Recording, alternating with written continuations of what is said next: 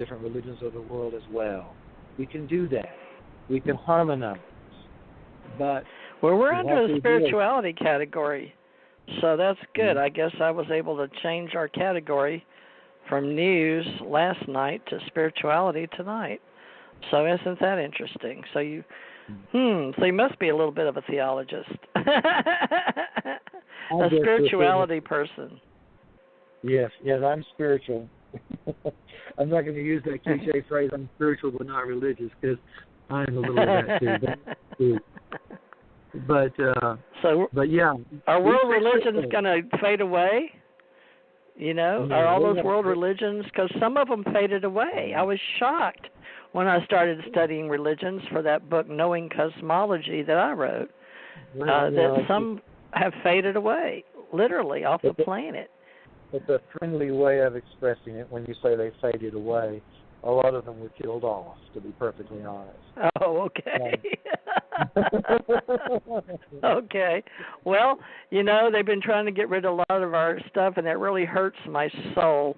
I loved the museums, and I loved libraries, and those were important times spent with my parents because there were 7 of us, and Mother moved us from Monroe to Houston, Texas, and there's not a lot a parent can afford, middle class, for their children. So they took us a lot to the libraries and to the museums. And Chicago, same thing. And, of course, Washington, you're going to go to the Smithsonian. But I'm very big about the American Library Association and promoting all the museums around the world. But it's really hurt me during the, just seeing on television, I guess, or seeing documentaries that in Iraq, and we were after the Iranian oil, with Bush and Clinton and I guess Reagan, but especially during the Bush presidency. And my husband was throwing satchels on those, they were in all that black, and, it was terrible over there, folks. But the guys started wondering what the war was all about. I mean, people, they want jobs and they get in, but so many people over there are tearing up the relics or the old buildings and things like that, and either robbing the artifacts and trying to get them as quickly as they can to the museums, or that most of them are being sort of raped and pillaged, the buildings and the artifacts, and so this has been a big race to get rid of things. So I would imagine what you said triggered me when you said a lot of world religions have been killed off, and it seems like in you and me being on the planet in this era, that there's a lot of things being hidden and trying to get rid of and being knocked off, if you know what I mean. So maybe all that goes together. Maybe people hate it. I don't know. Go ahead. Now that we live in the awakening age, some of the religions that were forced to go underground have begun to come out. The Cathars are a perfect example.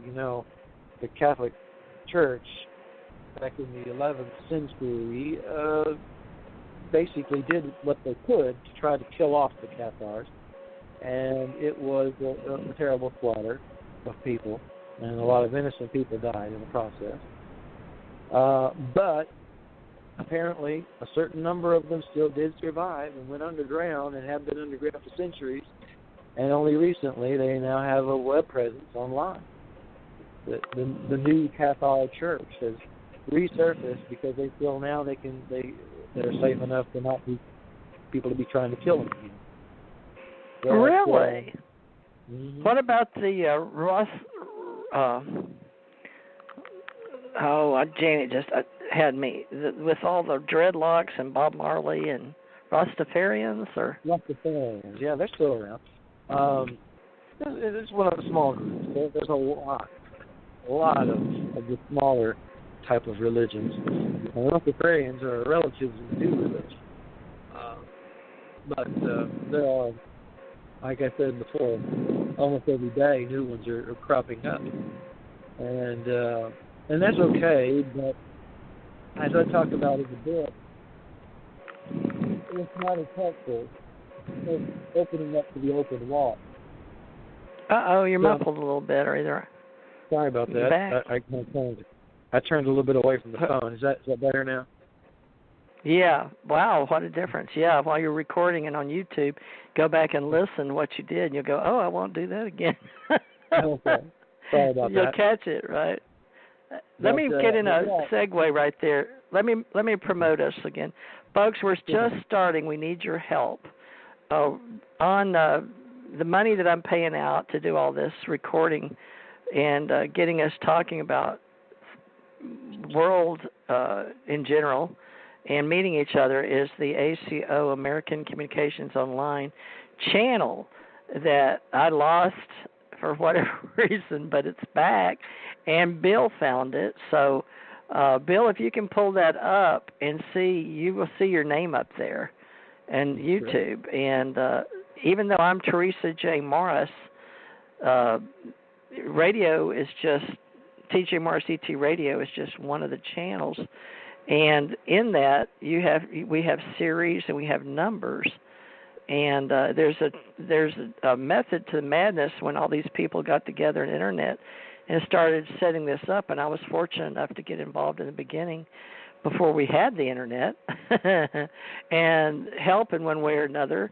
And, you know, DARPA and the government and working in uniform and out of uniform and, you know, just learning. I went to school, but COBOL and Fortran, that was back what everybody was taking and talking about in the future. Went to sneak away. I wanted to be a philosopher and go to I guess theology, but I wanted to go to classes, and the people would say, you don't want to waste your time, blah, blah, blah. So I got discouraged from doing things I wanted to do and take because I was trying to be an investigator, and everybody knew they were pointing me towards forensics and law enforcement and criminal justice. But this was the stuff I liked, but I didn't know what it was called.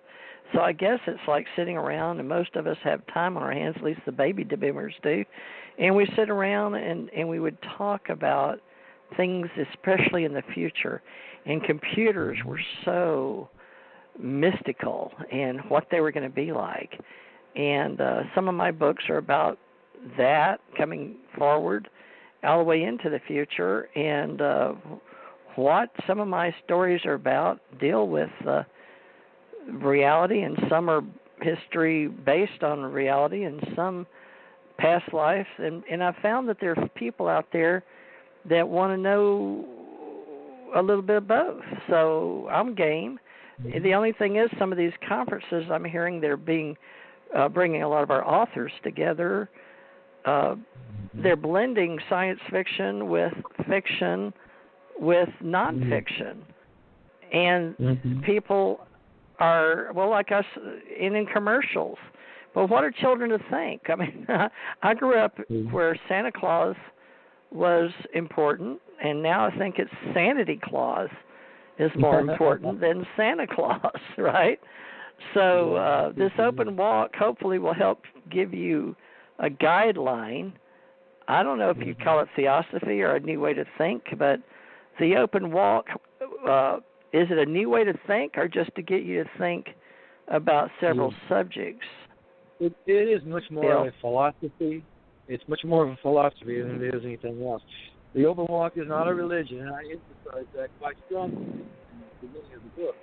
That it's not a religion, it shouldn't be thought that way, but it is a way of thinking. It is a philosophy, and certainly then it will influence the religious thoughts that you have, but it is not itself a religion.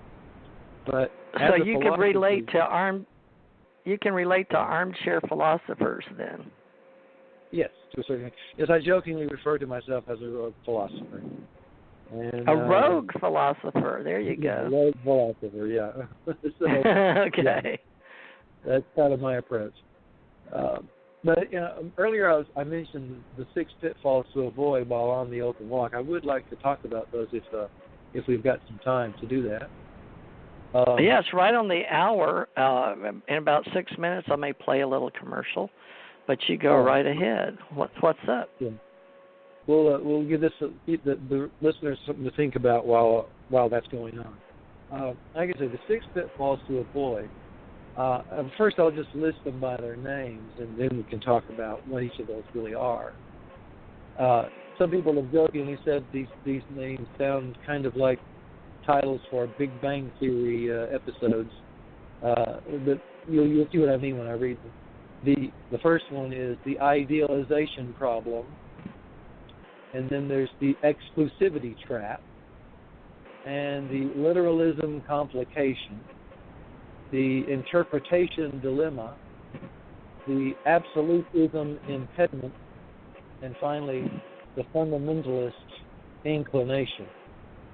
Now, these 6 pitfalls are by design almost designed to separate us, to put us in groups, and to identify certain people as the other, who then become the enemy, and all of that is unnecessary, like we talked about earlier. So each of these are a problem that we find in various religions all over the world, and some of them exist in every religion of the world. But they don't all, but they all exist in the pretty much all in the major religions. And so if we start with the idealization problem, one of the things with that problem, and I've got my book on the computer screen right now as we speak.